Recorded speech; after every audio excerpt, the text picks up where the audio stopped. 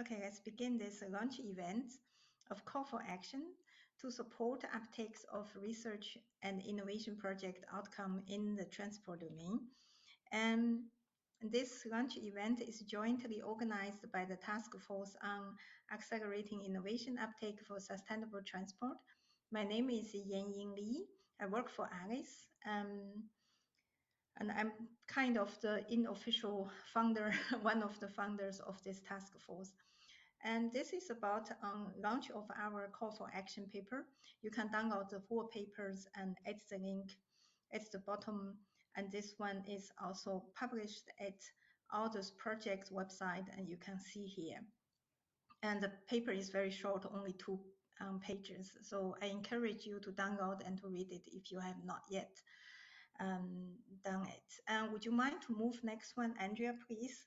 So we have a 9 minutes delayed, so we try to speed up. We can start it with a short introduction about the task force, and we will give a floor to each of our founder projects and the new projects join the task force.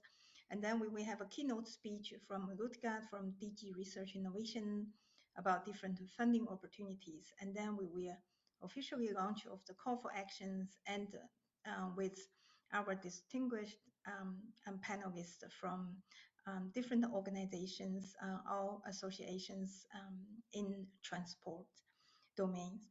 And the task force was launched about a bit over 1 year ago.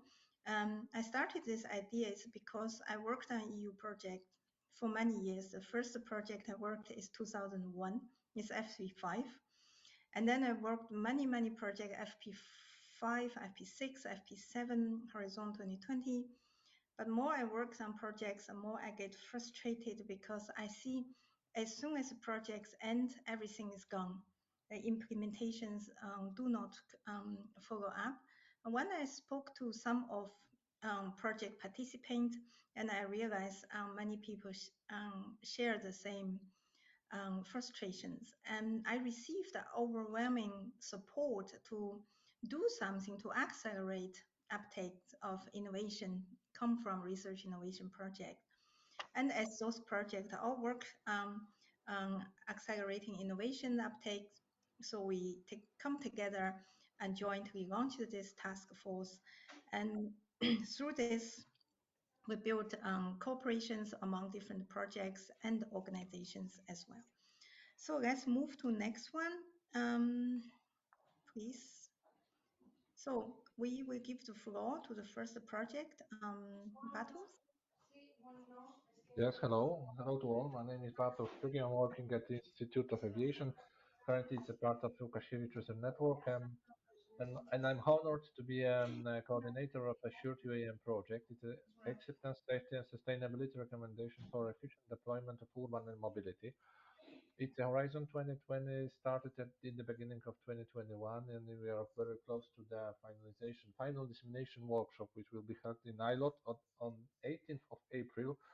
So all, please be warmly welcomed, invited to visit ILOT and take part in our final event, which will be also the good mean to support the process of dissemination and part of the impact of the project we produced in. Generally, the project is about supporting the cities with the knowledge necessary to efficiently organize and deploy the urban air mobility services and define the necessary standards and recommendations ensuring common acceptance, safety, and sustainability with an integrated metropolitan transport system. Thank you. So I'm now work on BOOSTLOG projects, and the coordinator is Alice. And the BOOSTLOG is about boosting the impact of logistic transport EU-funded research. And it's a 3 years project, and we are in the final years. And in this project, we really looked in the past, what happened with all the research innovation projects and what the impact has delivered from this project. And then we identified what are the good practices and what's something not right, something works, something not work. And then we also help to identify the strategies to enable boost the impacts of freight and transport and logistic research innovation projects. We also publish 8, we call it a cloud report, and that is really around the different topics in the logistic innovation sectors. And then we look at the back of the project related, and then we identify the successful implementation cases, and then we promote successful examples among our stakeholders, and then we also help commissions to identify the priorities for future research and address gaps in research innovation. So Entrance is a European CSA project, so Coordination and Support Action, through which we offer an innovative EU online matchmaking platform and also complementary services, all with the intention of increasing the market access and uptake of first-of-a-kind sustainable transport and mobility solutions, and at the same time foster their de-risking, all with the ultimate objective of reducing the European CO2 emissions and pollutants that's caused by the transport mobility sector. So the way that we do that is, on the one hand, we focus on 3 different types of stakeholders. We focus on the potential buyers, we focus on the solution providers, and we focus on the finance ecosystem at the same time.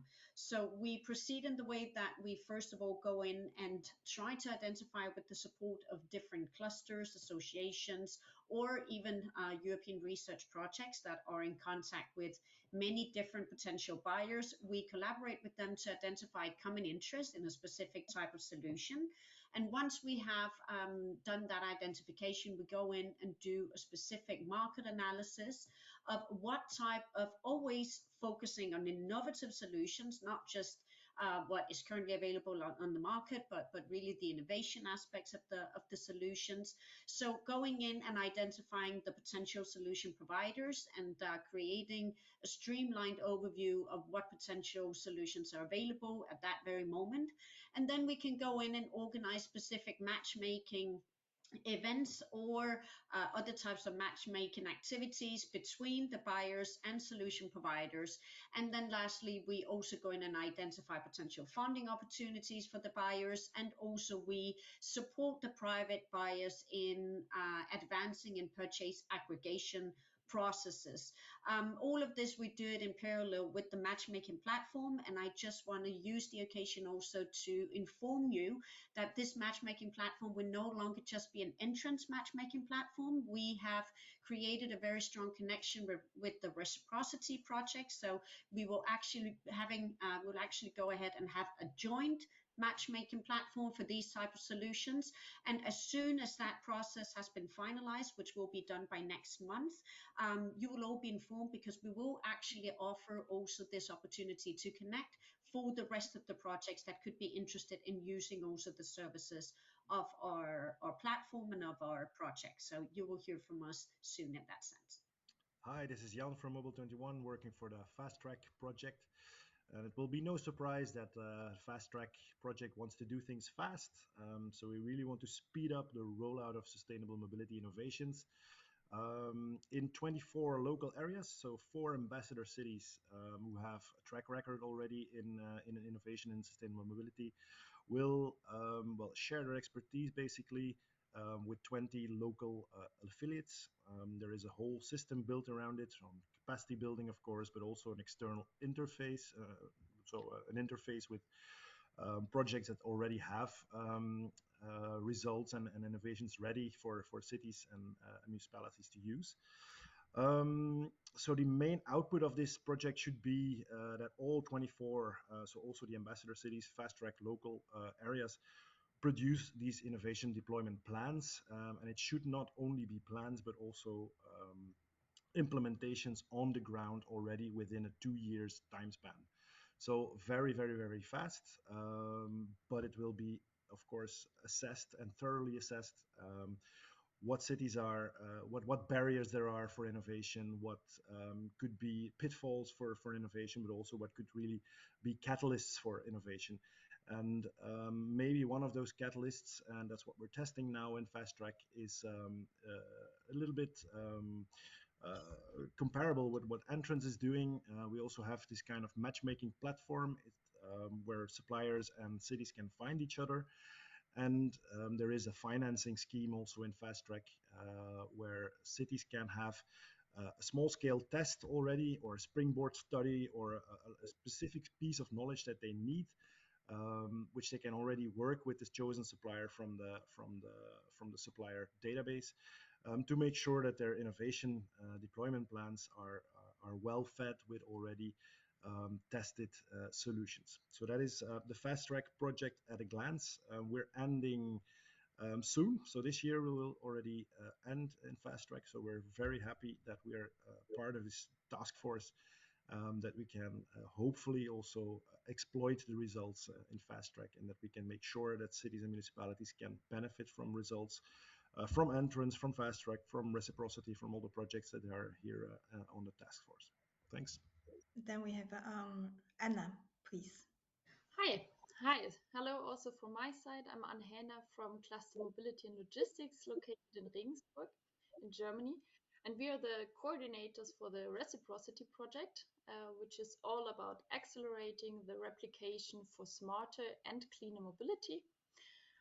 Our main objective is really to equip at least 20 European cities and municipalities with the necessary first tools, the knowledge, and also the context to accelerate the process of replicating innovative mobility solutions. And here our main focus is really on existing mobility solutions. So what we've done so far, we identified over 47 use cases, existing use cases in Europe. We implemented some learnings. That means we've implemented training sessions, webinars, on-site missions, which means we had really on-site visits in lighthouse cities as Helsinki, Paris, and also Istanbul and Linz will be coming. We helped the cities and municipalities with legal and financial advice in the accelerate phase. And in the end, it's all about, and that's why we are all here today, it's all about sharing the knowledge we've gained throughout the project. So RECIPROCITY will end in September 23, but if you're still interested to get in touch with us, yeah, you have my contact details, so I just welcome you to write me. Thanks. Thank you, Anna. Move to the last one, Freek. Yes, hello everybody, good morning. I'll try to keep it short. So my name is Freek de Bruijn. I'm the Program Manager Design and Materials for RAI Automotive Industry NL. That's a cluster organization based in Helmond in the Netherlands. And I'm the project coordinator of the REMOBILISE project. So REMOBILISE stands for Regrouping Mobility Clusters to Develop Skills and Exchange. So like RECIPROCITY, it's focused on mobility concepts, urban environment, urban city environment. And basically we have 5 organizations together across Europe, as you can see on the map. The main point of the REMOBILISE project is basically to enhance collaboration, networking, learning of cluster organizations from each other, but also from additional cluster organizations outside our regions. Basically also towards professionalism towards our members, so to reskill them and upskill them, etc. Which means that we need to have some skills as well. So we look at trends which are ongoing at the moment, and we try to learn as much as possible. So if you look at our partners, some of us are like bigger or more older basically than the others. So that means that we can really learn from each other. We also do missions. We go to fairs, etc. And we use the Cluster Exchange Mobility Scheme for that. That's I think in a nutshell where the REMOBILISE project is all about. It ends in February 2024. So that's a bit later than the RECIPROCITY project. And indeed you also have my contact details. So if you want to know more, please reach out to us, and hopefully see you also after this meeting. Thanks. Yeah, thank you very much. So we have all the projects, and a very warm welcome to Ludger. Thank you very much for accepting the invitation to give us presentations about the different funding opportunities to accelerate market uptake. Ludger, please. Well, Hello, everyone. Good morning. Thank you, Yanying, for inviting me to this workshop. It's very interesting also to see many of you back, because we have met in Lisbon, some of you at least in October at TRA. Yes, today I'm going to talk about how our actions to advance innovation uptake in transport. And as you know, looking at Horizon 2020 and all the projects that we have funded there, many of these projects have led to many concrete breakthroughs and solutions to make our transport system more sustainable and efficient and inclusive. But there are still many projects or beneficiaries that have difficulties to exploit their results and bring their innovations to the market. And that's why I really appreciate your effort, Yanying, and all the other colleagues for your task force and your call for actions. And in that call for actions, you are stating that more has to be done to share information about good practices. Dissemination has to be done more, and also other steps to advance the uptake of innovations. But in addition to dissemination, I think projects can do much more. I think they should also look at standards, intellectual property rights, or promoting the acceptance of their products by the consumers or by other partners in the value chain. And projects should also look more around for financing possibilities of the testing or scaling up of their products. And that's exactly the reason why the Commission has started now to develop a communication and dissemination exploitation strategy that has started with Horizon Europe. And today I want to present you some of the tools of the European Commission, which are part of this strategy, and that you can already see here on this slide. And these tools shall help to increase the visibility and the recognition of the successful results of the projects. And there are also other services free of charge to support dissemination exploitation support services to the beneficiaries and the projects. And after that, I would like to give you a short overview of the different funding and financing mechanisms to support the deployment of research results. Now, if you could just stay on the slide that I just had, because I just wanted to go through some of those. Yes, so there are many tools for communication, dissemination, and exploitation available. Here, for example, you see also the standardization booster. This is a service for beneficiaries to valorize their results through standardization. Here, projects can apply through open calls to receive consultancy services on how to best contribute to the revision of or creation of standards. We have also the Horizon IP scan, which is a free of charge IP support services for European startups and other SMEs involved in EU-funded collaborative research projects. But maybe I would like to focus on two services. Maybe you can go to the next slide. The first one, oh, there are some slides missing there. Okay, that doesn't matter.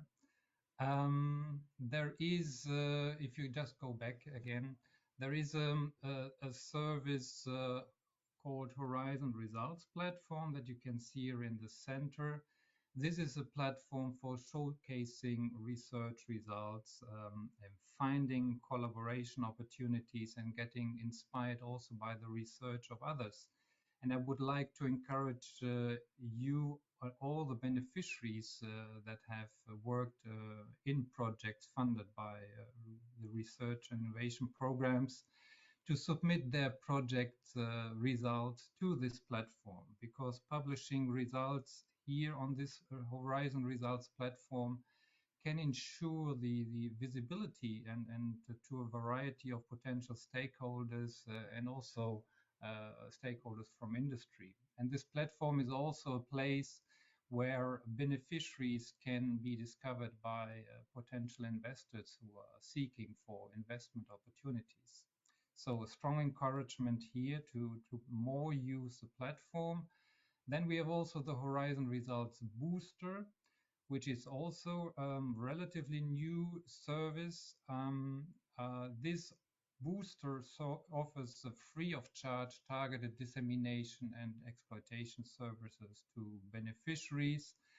And so far, this booster, Horizon Results Boosters, has been used by around 1,000 beneficiaries and provided targeted dissemination and exploitation services to beneficiaries. And there are 3 different types of services there. It can provide services to develop dissemination and exploitation strategies, but it can also look at help to make tailor-made support services to develop a business plan, or also it can give assistance, coaching and mentoring for go-to-market activities. Now I have looked at this communication and dissemination strategy of the Commission. Now I would like to go through the funding opportunities, and now you can give the next slide, please. The Commission offers a number of financing and funding programs for financial support for companies to deploy their innovative transport solutions, and you can see them here. But before going through them, just a word also on the European Investment Bank, which is a major actor to accelerate the green transition in transport, to catalyze private investments. And the transport lending from the European Investment Bank represents around a quarter of all the lending activities of the European Investment Bank. And just to give you a figure for 2021, the bank provided around 11 billion euros for financing greener and innovative solutions in the mobility sector. Well, in addition to the EIB, there are also the European Structural and Investment Funds with a budget of 274 billion euros, and also the Recovery and Resilience Facility. Both of them offer good opportunities to fund projects in the area of transport. Well, now, in addition to these tools, the Commission offers funding opportunities beyond Horizon Europe to bridge the gap between research and development and the market uptake of innovative transport solutions. And we at the Commission, we are now trying more and more to establish synergies between and strengthen the links between Horizon Europe and other programs. So to create a funding pipeline starting from basic research at relatively low TRL level, taking it through all necessary validation and integration steps, and then finally supporting the deployment of innovations. And if you look at these funding programs here, they are quite different in scope and the size of projects they are supporting, and also in terms of target groups and technology readiness level. And the scope differs from funding infrastructure, transport infrastructure, innovative low carbon technologies, and finally there are also some programs really for focusing on SMEs, supporting sustainable and shared mobility solutions and logistics concepts. Now, the next slide, please. Yes, if I still have the time, want to go quickly through some of the programs. Well, CEF Transport is definitely the most important program for transport.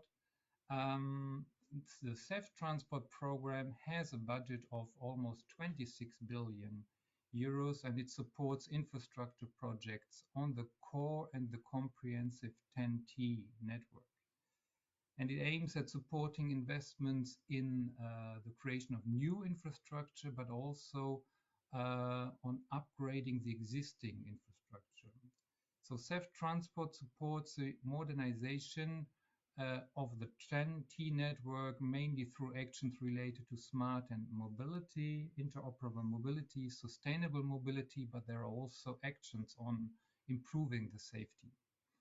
Maybe one important part, especially for the road transport sector, is, in my view, the ITS part. There, CEF Transport gives good support for the deployment and upgrade of ITS infrastructure and services. Currently, the work program, the new work program for CEF Transport is being prepared, updated, and possibly there will be a next call for CEF Transport in May this year. Next slide, please. Another important part of CEF Transport is the AFIF, so the Alternative Fuels Infrastructure Facility. And this has a budget of 1.5 billion euros, and it focuses on supporting infrastructure innovation and improvements in the European alternative infrastructure, so including funding of electricity charging infrastructure and also hydrogen infrastructure. And this AFIF call will be implemented through a rolling call for proposals with a number of different cutoff dates. And there are still two cutoff dates still this year. There will be one in April and another one in September. So the next one is also a very important program, the Innovation Fund. This is the world's largest funding program for the demonstration of innovative low-carbon technologies. The budget is also huge. It's around 38 billion right now, but this could also go up and down depending on the money that is raised via the emission trading scheme. And you can see on the left-hand side the scope of this innovation fund. But you might also ask yourself, what is the link to transport? Well, this fund also can give opportunities for road transport related projects, for example, for the production and use of alternative fuels in the road transport sector. But it can also look at transport of alternative fuels or innovative energy storage technologies such as vehicle to the grid. At the end of March, there is another call that will be open for small scale projects, which a total capital cost under 7.5 million, with a deadline, yes, I think it's in September this year. Next slide, please. So there are then 3 more programs. I will go very briefly through them. They are more focusing on small and medium enterprises. There is the LIFE program, which also allows the support of mobility solutions, mainly for reducing emissions of air pollutants and accelerating the shift to zero emission mobility. There will also be a call open. A new call for 2023 will be published on the Funding and Tenders portal, possibly in April. Now, the EIT Urban Mobility, the next slide, please, is another interesting funding opportunity. Well, the EIT Urban Mobility is an initiative of the European Institute of Innovation and Technology. And it's a partnership that brings together businesses and research centers and universities. And the EID Urban Mobility also publishes annual calls for proposals, and there will be another call open in March, April this year. And you can see here on the left-hand side the scope of EIT Urban Mobility. I think so there are also interesting funding opportunities there. And also as well for the EIC Accelerator, that's the last program I want to mention. Well, this is more a bottom-up innovation program, which can fund projects from all sectors, including transport. but the support that can be given here is quite substantial. So the EIC accelerator can give a funding of up to 2.5 million for innovation development costs. And it can also give a direct equity investments of up to 50 million for the scale up of innovations. And here also there are calls coming up. The next cutoff dates in 23 will be on the 22nd of March, so that's really next week. But there are more. There are other cutoff dates in June and in October this year as well. So on the next slide, I have just given you an overview of the programs again with links where you can have more information about the different programs I just mentioned. And at the bottom, I've also added a YouTube link of video recordings of a workshop that we organized in October last year.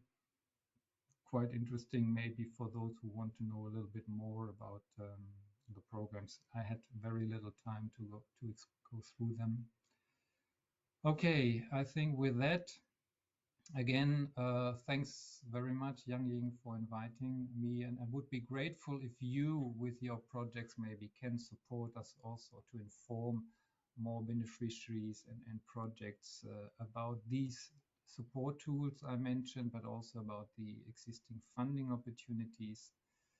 And thanks again, Yanying, for inviting me, and the proposed actions that you are mentioning in your call for actions. I think they are very relevant, and I think I'm also available, like many other EC colleagues, to discuss how to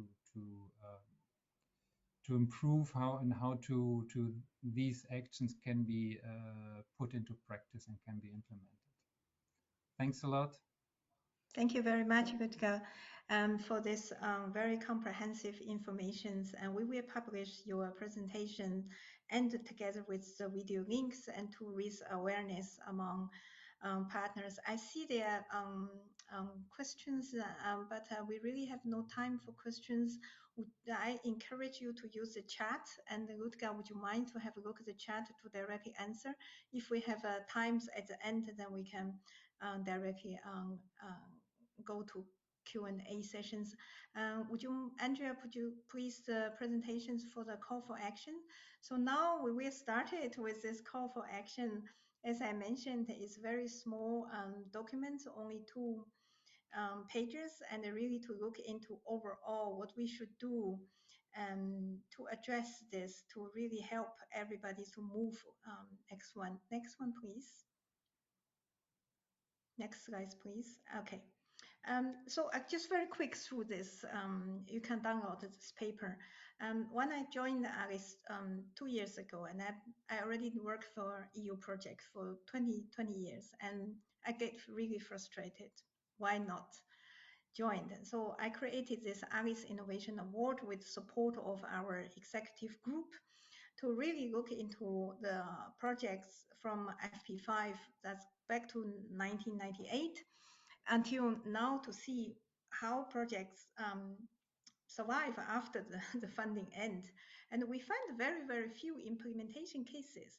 And that's why we created this ARIS Innovation Award to award those organizations and the personnel who make research innovations have a life after the end of the project.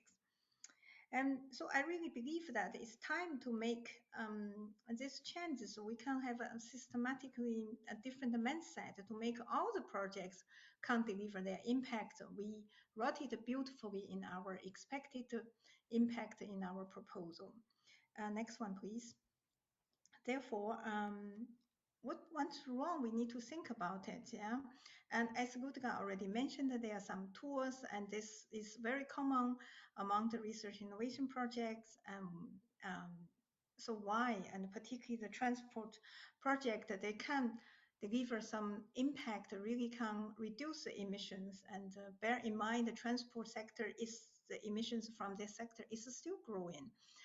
Okay, so I think what is wrong, I put a little koala's picture, is because we feel a bit like dinosaurs. We don't want to change. We don't have the ambitions. We just want to win the proposal and complete the projects. and we don't have enough engagement with real experts in the industries who can implement, who can buy it, who can move it to next ones.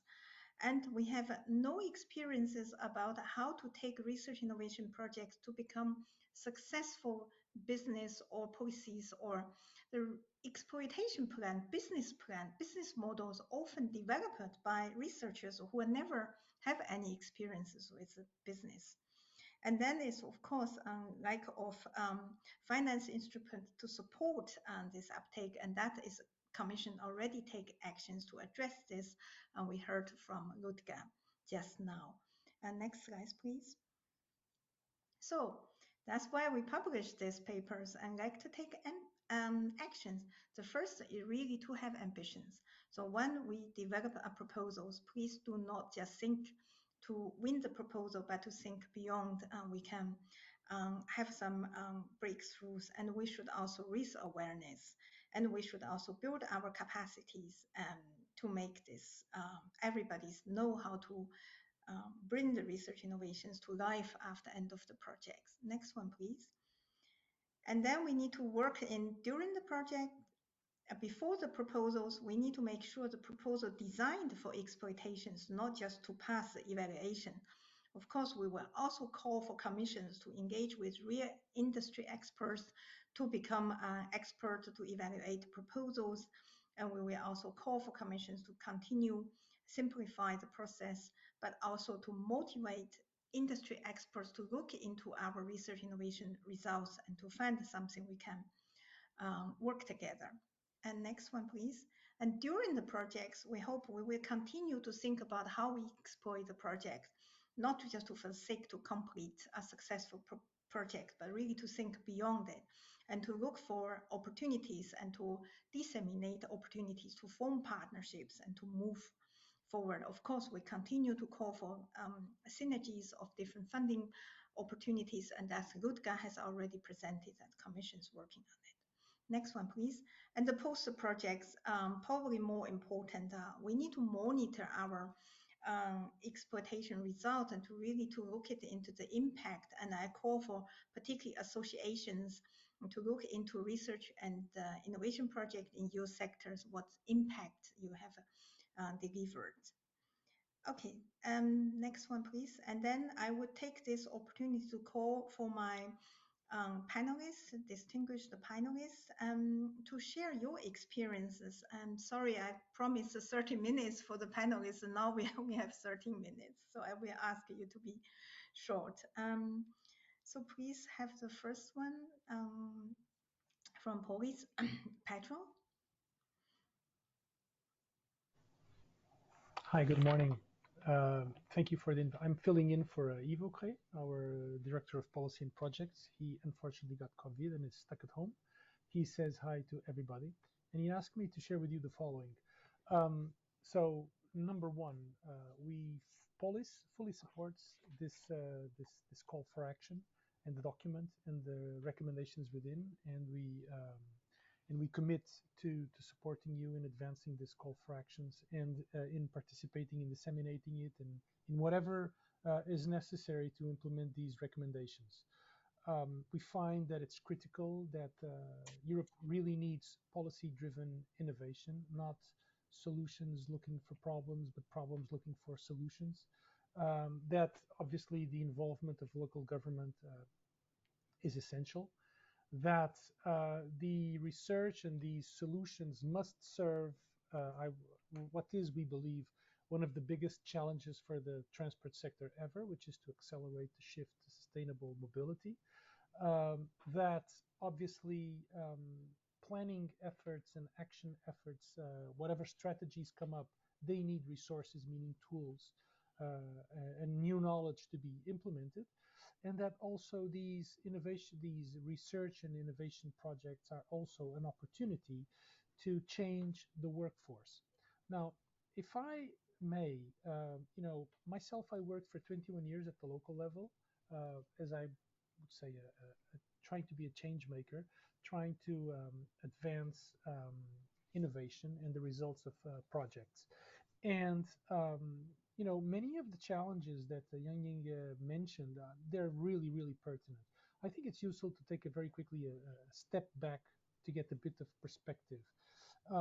So if you've been washing your hands for the past 3 years, there was a guy called Ignaz Semmelweis in the mid-1800s who was a doctor in a hospital in Vienna. And he was the one who found out that if doctors and nurses washed their hands in a chlorine solution between tending to patients, they could almost eradicate the deaths of afterbirth deaths of mothers. And he faced so that was innovation. He found a solution. What was the uptake? He faced enormous resistance inside the hospital. He was actually driven out by his colleagues who kept refusing to wash their hands. And only 60 years later was that procedure implemented as mandatory for all hospital personnel. So the diffusion of innovations, just to finish, it's a social process. The things we know lead to the ways we act, to what we do. And what we do creates this structure of action, if you like, creates in itself a structure of power, meaning the people we need budgets and divisions and departments, and the people and experts that we put leading those actions are obviously people who believe in the original paradigm in the first place. So when we come up with new types of actions, new types of tools, and new types of knowledge, obviously that will consciously or unconsciously, explicitly or unexplicitly, find resistance in the existing, let's say, structure of power. So we can't just obviously throw tools and solutions at people, at the existing organizations and their officials. We need to involve them actively in the development, because if they don't feel involved, they will feel threatened. And we need to understand that organizational capacity is not just having the funding or the tools, it's also about the human resources having the abilities. And training isn't just throwing manuals at people, it's also providing training, but training also is not enough. There must be sources of continuous technical support for this uptake to be successful. And finally, it's also about processes. We've just finished conducting a series of focus groups with city technical practitioners for a European project we're involved in. I mean, if we're developing a tool for the carpenter, better listen to carpenters. And many of the practical issues that they come up with, potential difficulties for for the uptake of this tool, were organizational issues, were knowledge issues, the silos, the turnover, which makes it very difficult to specialize people in these sorts of tools. And all of this must be addressed, as I think Yanying mentioned, when you're putting out your thing, all of this must be addressed. It's not just a question of pressing the button to disseminate 1,000 times. There are necessary actions upstream, and that's what we wanted to share. Thank you. Thank you so much. Yes, thank you so very much for sharing this. I move to David, and that's from CLEPA. You also call yourself is an innovation expert as well. So, David, let's heard from you. Yeah, well, I don't know innovation expert. I certainly have a lot of experience with European projects. I've been involved even longer than you, Yanying, ever since the framework programs used to be called Bright Europe. So that's almost 30 years ago. So a lot of experience. And yeah, so, CLEPA, the association which is representing the automotive supply industry, also very much supports this call for actions. I have to say that with all the experience I have, I take perhaps a slightly more positive view on how we create these projects, these ecosystems in Europe. So the projects themselves are ecosystems, but of course we have also the technology platforms like Alice and AirTrack. AirTrack this year is celebrating 20 years, 20th anniversary. And then on the basis of these technology platforms, of course, we now have the partnerships like 2.0 and CCAM, just to name a couple that we're involved in. And really, also in my previous occupation, in which I was in the research center of a major automotive manufacturer, I could see very often that the innovations that we're bringing to market, if you trace them back, had their origins already in European projects very often. Because European projects give this opportunity to collaborate with experts, with other industrial partners, competitors, for the suppliers, also with vehicle manufacturers, research center universities. And this is really, really important because it's only through this type of program that you get that opportunity to have that type of very, let's say, extensive collaboration between different stakeholders. So like I say, I take a very positive view. Obviously, we can do more, as your paper call for actions clearly sets out. And again, I would actually focus the attention on the skills development, the capacity building, because I see that as really a crucial element now in this transformation that we're a part of, this transformation into something which is sustainable mobility, but it's not only mobility, of course, it extends into all sectors, this transformation into something which is truly sustainable. And for that, we will need the best talent, and we will need people to develop new skills. And I do think there's a lot more that we need to do, that we can do by exploiting the different projects, the different ecosystems, the associations that we're all part of. I think we really need to take ownership of this and really chart a way forward.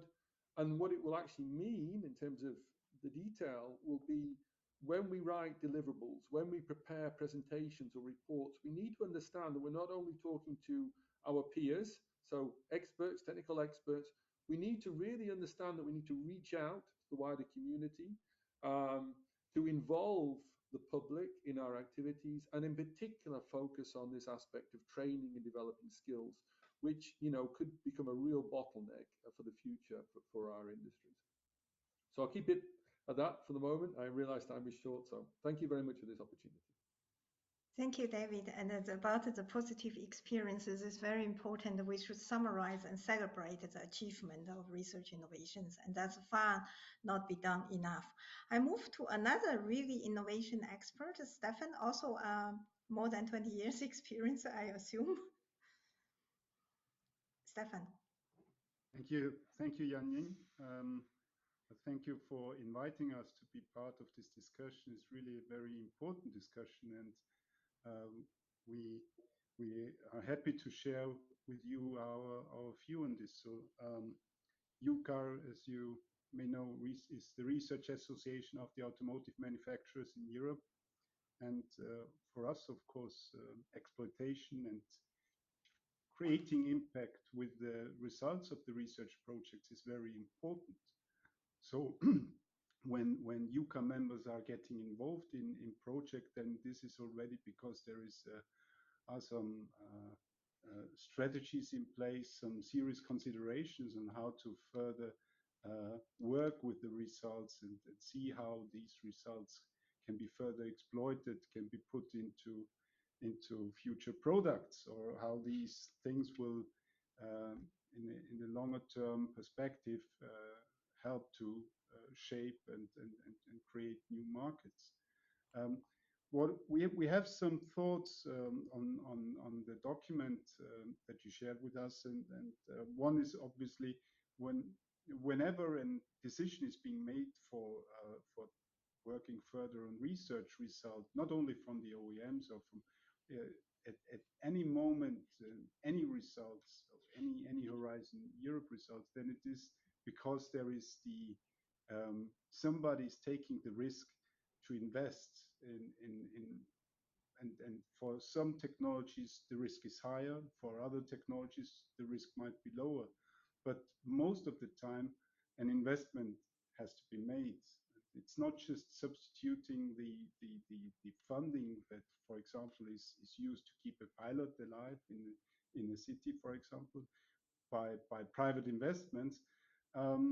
It is really about okay, how could something new, some innovation, produce a return of investment for those that are taking the risks, and I think that we need to always ask ourselves, and why are decisions being made to take a risk to further invest? And most of the times it's 10 times the amount of what has been invested in the research phase at the lower TRL levels.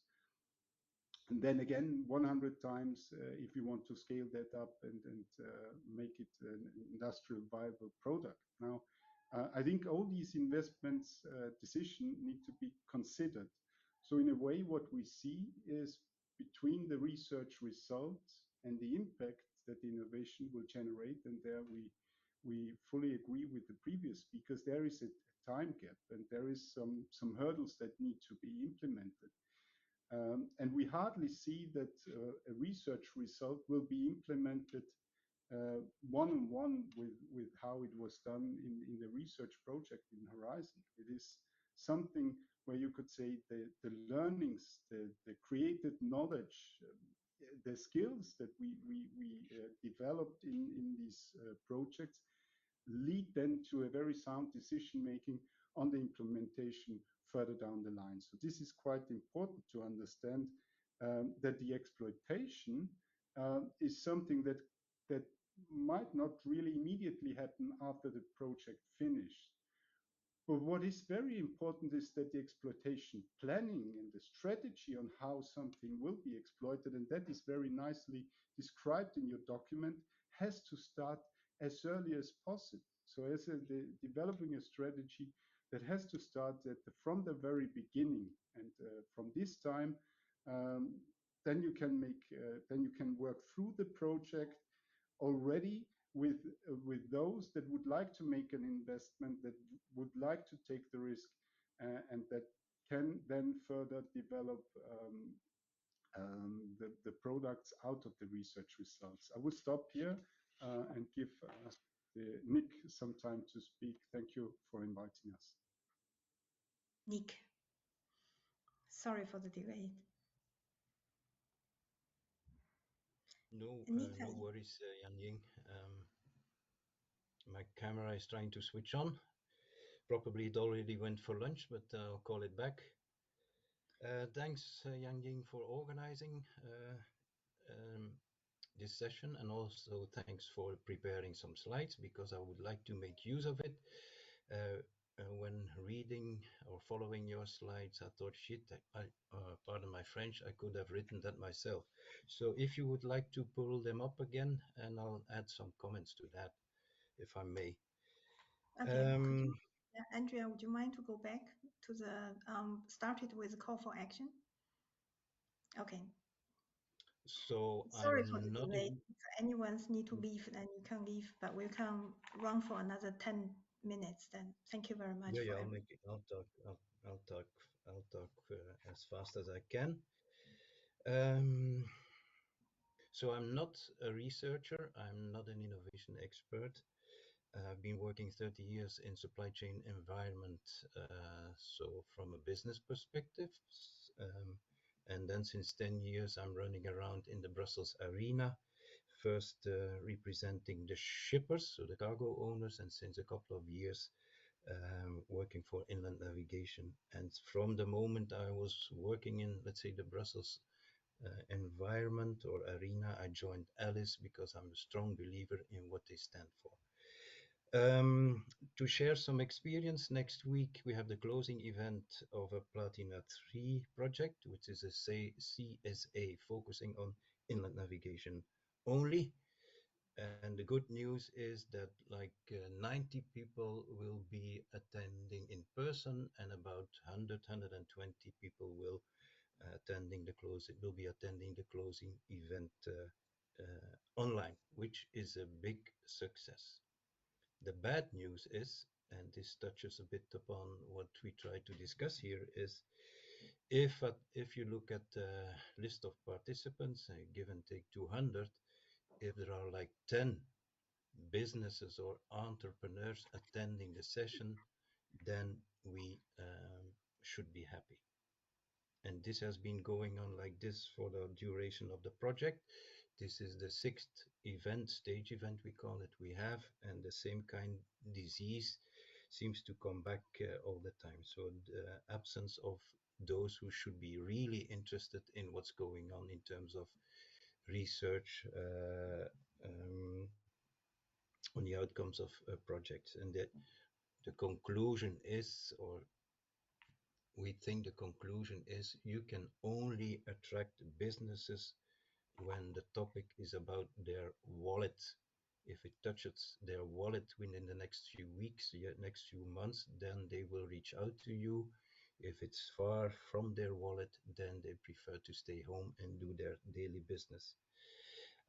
So that is kind of sharing the experience in my current job and in my previous job. Now, if I go through the points Yanying has been making here, lack of ambition, yes, it's about winning proposals and completing the projects are indeed priorities.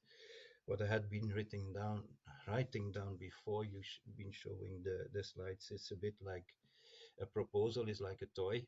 You start playing with it, and when a new toy shows up, the old toy gets dropped in the corner and gets kind of forgotten. So if you could you go back? Let's see another slide now.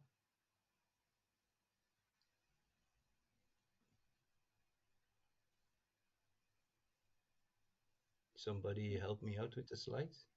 Yeah, you want to go to the before projects? Yeah. No, to your slides, Yanying. The one I was. It's the one about call actions, or you can look at it. Which one are you talking about? The one that was up when I started. Yeah. So lack project of winning the projects, lack of ambition. Yeah. That third one, three, please. You mean this? The one I can't. Yeah. So what went wrong? Lack of ambition. I fully agree. Lack of involvement of end users of project results in project activities. That's what I tried to explain a few minutes ago by by explaining how the participants list look like. Lack of capacity and knowledge to know how to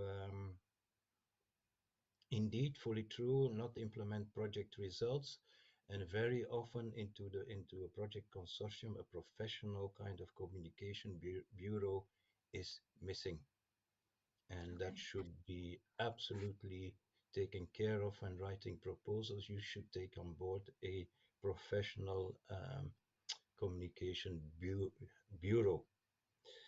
Lack of engagement of business and industry experts. I could not agree more. And I think this is also partly caused by the complexity of all kinds of projects. First of all, you have to explain, like Mr. Rogge has been trying to explain, the million different funding opportunities, all addressing the same but maybe some different kind of aspects, which is difficult to explain to, let's say, businesses. Once you have to try to explain that, you have to explain what the contribution is, what they have to contribute themselves, what the administrative kind of requirements are, and by the time you are halfway, they ran away. So it's really too complex for too many parties to really make time for joining projects. Then it's a pity Mr. Rogge left. He explained also a lot about the tools that are available where you could put on the results. So like the results platform, maybe one of the deliverables should be in project proposals or in projects that you should show that as a project you have indeed submitted information to some of these channels that the Commission provides. What else can I add? And I'm trying to go fast. What I also see, for example, that when a project call is out, the budget is spread over 2, 3, or 4 different projects addressing the same topics. But once the projects are granted and they start working, they all are focusing on their own communication.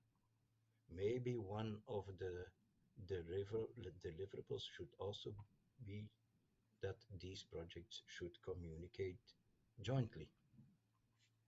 So this would save energy, would save means, and we would be able to communicate in a more focused way.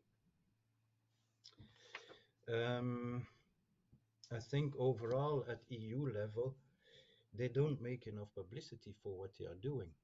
In fact, EU should be proud of what they're doing in the sense that they stimulate research and innovation, and that a lot of the innovation is indeed came to life thanks to funding from the European community. So that should be made known in a much better way than what is done today. And then, to make an example, what happens in Belgium every year, every 2 years, I think it's in November, there is one day or a weekend where companies do open up and they show what kind of innovation they do and to what kind of projects it leads. And these weekends or days, whatever they are called, like, they are really successful. A lot of people, they go out and visit these companies and want to learn about what comes out of these companies and what they are focusing in the next 10 years. What else? The TRA and ITS kind of meetings, they are focusing too much on researchers and not on exploitation. So it's very hard. It's very hard to meet their businesses who could be interested in the outcome of the research. What else? I think I'm almost through. Back for a minute to the different funding possibilities. To refer to, for example, European Investment Bank, yes, they have a lot of money available, and yes, as inland navigation, we have been talking with them and to them, because the challenge for inland navigation is that the whole fleet should become green. But if you talk to the European Investment Bank, they only come up with money if you, for example, want to change a fleet of 50 vessels or 100 vessels in one go. Individual kind of small SMEs cannot be helped by the European Investment Bank.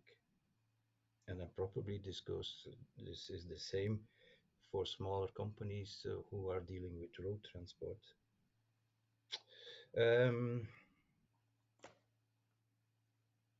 I guess maybe in a bit help. Back to the project. Somebody said if the outcome, if you're writing deliverables, you should not address it to your peers, I believe it was said, which is absolutely true, of course. You should reach out. But if the European Commission or CNEA, for that matter, forces you to make deliverable or write deliverables of 30, 40 pages, nobody outside of the, let's say, the research community or will read this. If you can't address businesses with a 1-pager, 2-pager, 3-pagers, they will not take the time to go through a deliverable of 20, 30 pages. No way. That's it for me. A bit in a chaotic way and in a speedy way, but I hope, Yanying, that it helps. Yes. It helps not just you, but all of us. Yeah, that's absolutely fantastic. Thank you, Nick, to complete our conversations. And I think we definitely see great initiatives coming along, and to support this. We will work together to strengthen the capacities and skills, and to use research innovations to really facilitate the transitions to green and more sustainable transport. Thank you very much, and you can still download the call for actions. We will close this session. Sorry for the delays and for the IT issues, and I wish you a very good afternoon, and thank you again for the speakers and for the panelists.